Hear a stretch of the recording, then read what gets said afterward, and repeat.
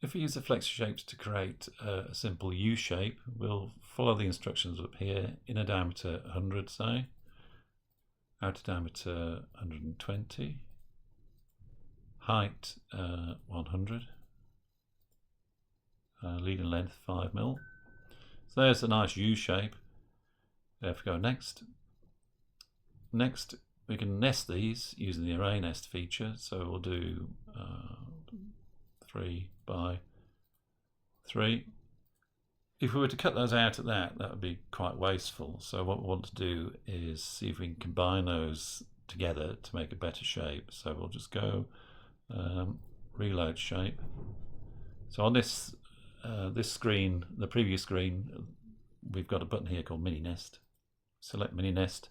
So there's 2 parts, and it's conveniently rotated one of them for us already. If we press these buttons here, we can adjust the relative positions of these.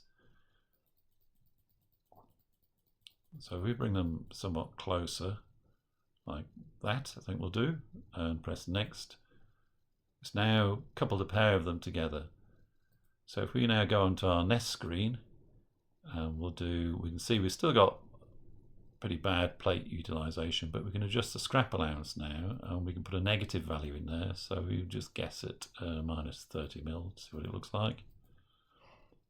We'll make that a bit bigger, minus 45. So by messing with these numbers, we can